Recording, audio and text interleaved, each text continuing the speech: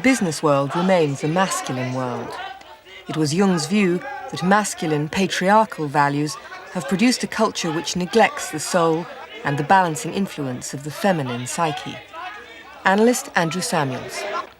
Jung intuited an imbalance in Western culture in favour of one whole style of psychological and behavioural functioning, in favour of analysis, in favour of logic, in favour of external achievement, in favour of social hierarchicalism and so forth. He asked what happened to the other side. He entered into reflection, both conscious and unconscious, at a time when, culturally, the role of women was changing and shifting. People began to protest and wanted the vote and so on. So he contributed to something which has become a movement of our times. I think the feminine stands against organization, for example, against organized religion. It stands against hierarchy, for example, class systems. It stands against an overdependence on logic and rationality, so that the hard sciences are challenged. It stands against an excessive dependency on technology, and so it espouses natural issues, an interest in ecology, in the environment. We women embody life. You men act upon life.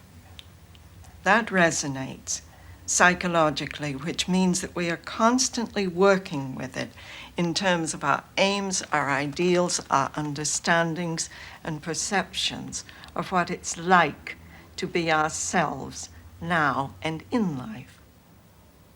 Jung observed that for every woman there was a masculine aspect within her psyche, the archetype of the animus, and for every man a feminine counterpart, the anima.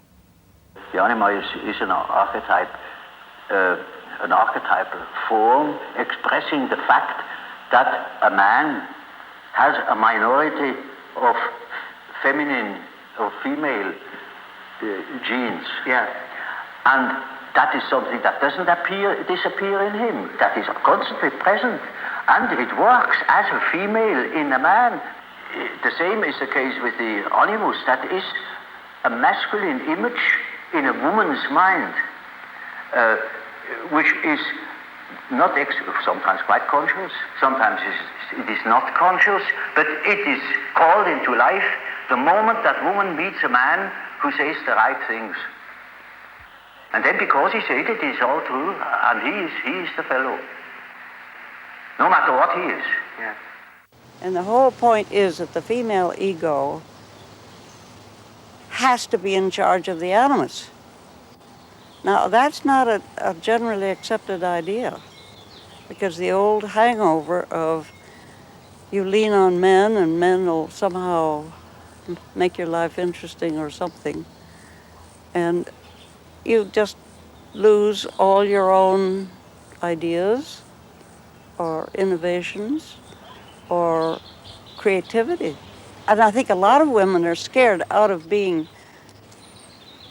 who they are and doing whatever is important to them still.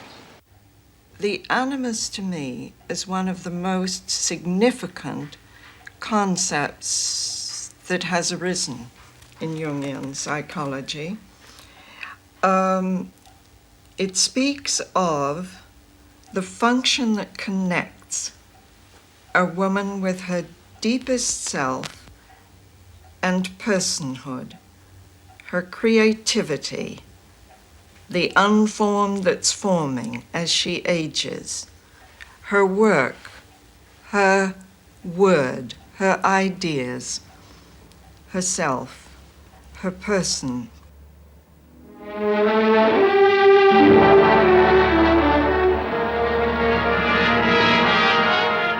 In the Alfred Hitchcock film Notorious, John Beebe finds a drama of the animus in the conflict between a woman and men.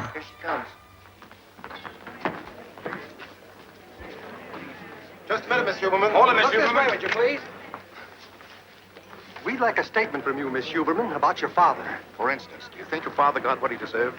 Could we say that you're pleased your father is going to pay the penalty for being a German worker?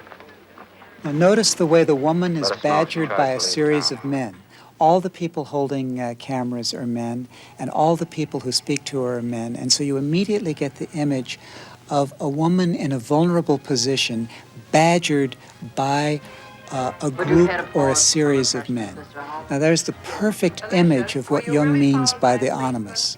The way the animus attacks the woman, and the way it's often symbolized by a multiple figure or a crowd, and the way it moves in on the woman and judges her. The cameras are all in the lower left hand of the screen. And then gradually we realize that in the lower left hand there is now one man whose viewpoint we have, and he's a dark, kind of unknown figure. She's half attracted to him, half suspicious of him, wonders, is he a policeman? This is the experience of so many women of constantly being under an attack. Do I look okay? Is my reputation okay?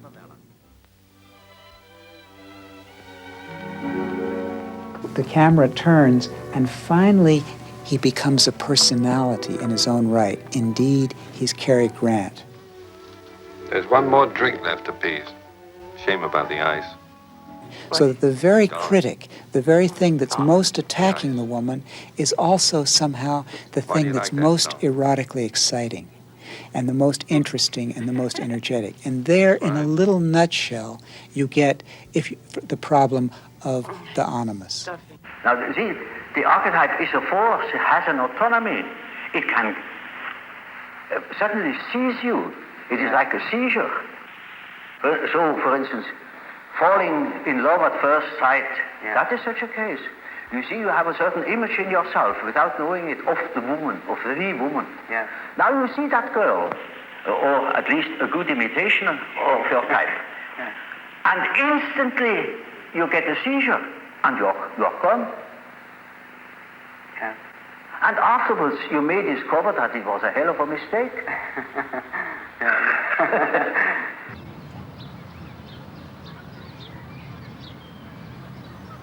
The concepts of animus and anima emerged as Jung observed the lives and psychological realities of his patients, and they help in understanding both the pain and the delights of human relationship. Robert Johnson.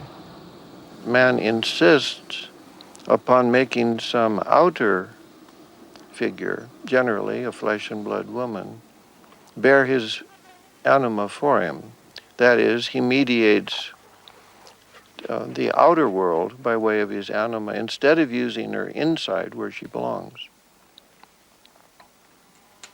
This produces more suffering and more upset and more pain than any other single thing that I know about. Or, you see, a man is quite capable, he's intelligent enough to see that that woman of his choice, as one says, not no choice, he has been captured. You know, he sees that she is no good at all, that she is a hell of a business.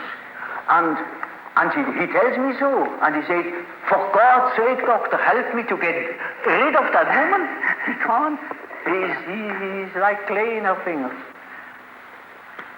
And that is the archetype. That is so-called archetype of the anima. This contribution of Jung's animus and anima theory is not only of immense use in understanding relationship difficulties and the joys and richnesses of relationships, but is actually something, as with all the best ideas, that people, ordinary people, are doing anyway. That's a real acid test of all psychological theory. If it really turns out to be a description of what's happening, it's good theory.